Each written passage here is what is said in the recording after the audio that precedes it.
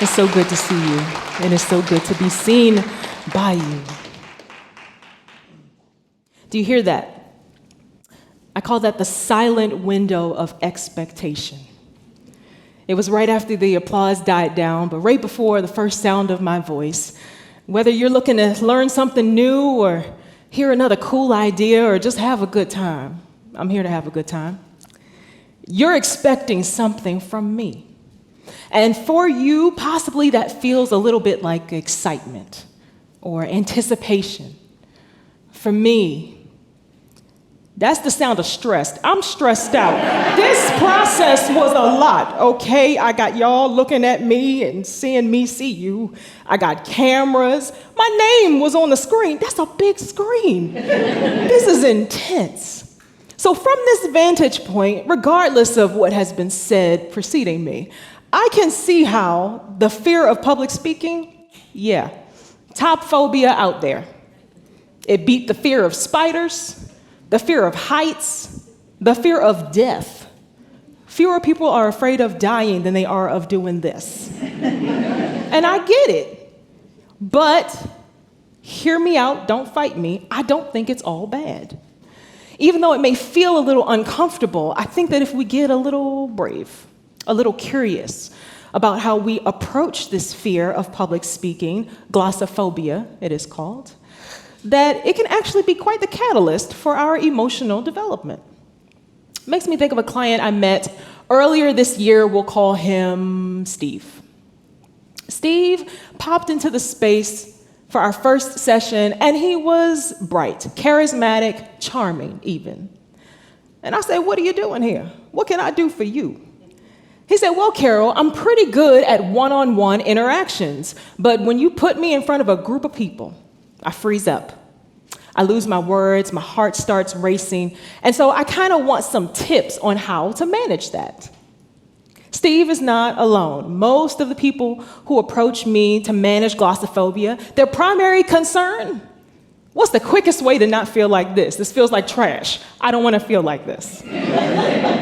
Now, we know some tips and tricks on how to address nerves from the stage. You have heard of these things. I know you have. Such as, imagine your nerves as excitement. Or just envision the audience naked. Now, that's a choice. That's not a choice I'm making right now.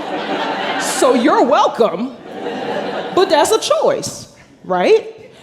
My hang up with those things, no shade to any of those people, but those are short-term fixes, short solutions when we are looking for more long-term effects.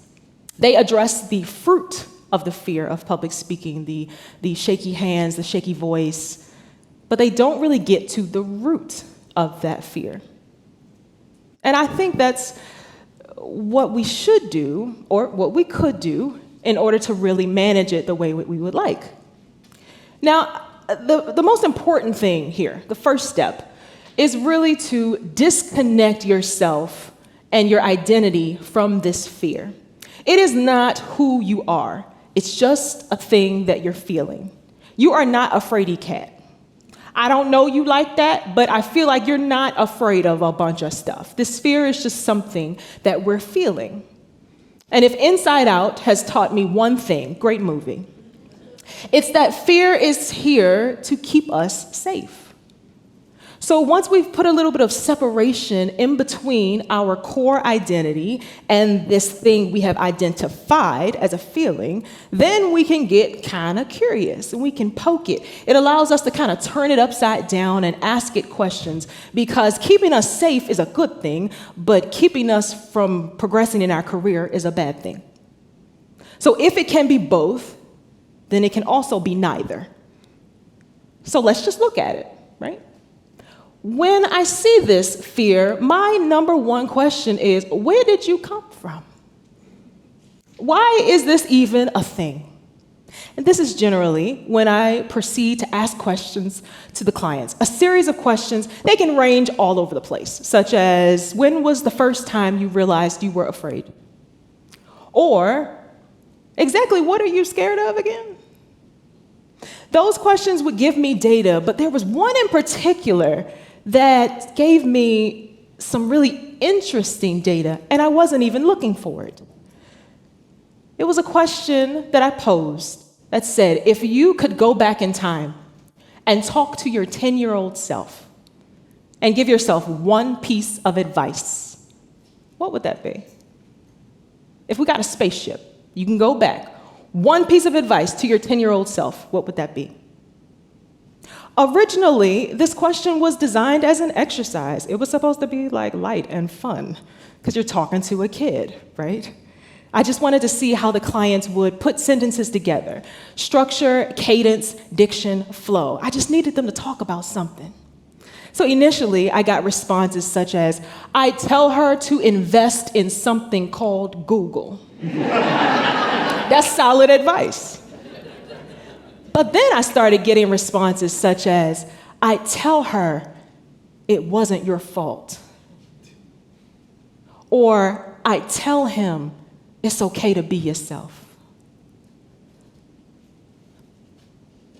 They would keep talking as they trusted me, as they opened up, and then I started to notice a theme from the data of that question, and that was childhood trauma. A lot of the clients that manage glossophobia or that seek to do so, something happened in their childhood that was really traumatic. And I'm no therapist, I do not claim to be, but something about childhood trauma, it manifests itself in really unique and unexpected ways.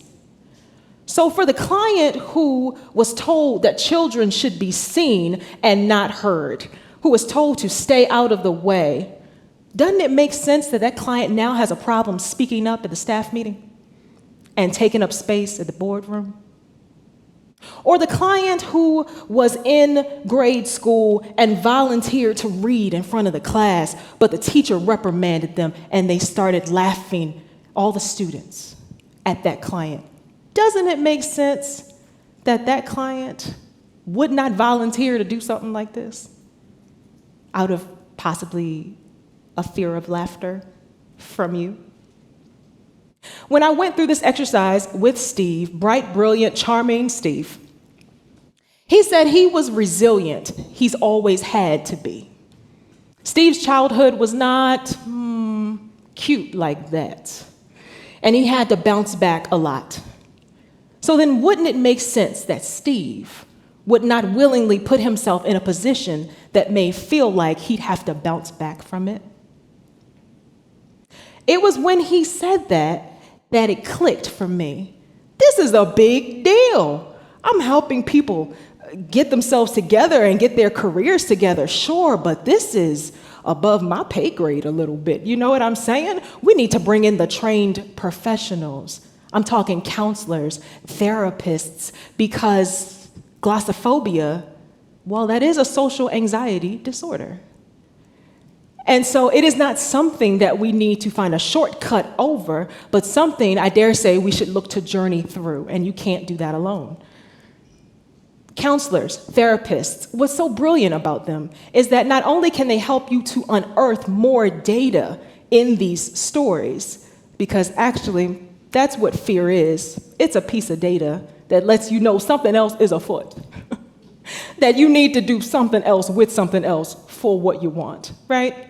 So these professionals can help you see more data and then put the data together because we know data tells a story. But they can also help you construct a plan on what to do and change that narrative, how to do it. And they can walk alongside you while you do so.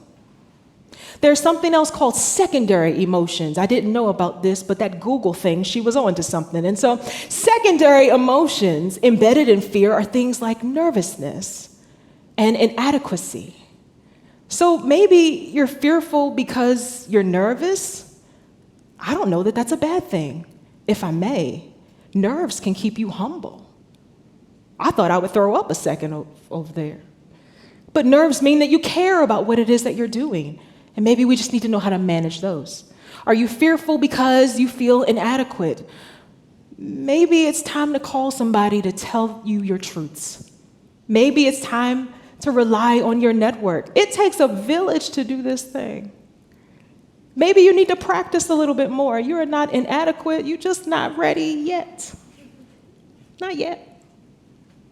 That's the beauty of this scary, elusive kind of thing, is that if we don't push past it, but if we're all right, getting a little uncomfortable and settling in, poking that fear of speaking just a little bit, we can set out on a journey to be our best selves.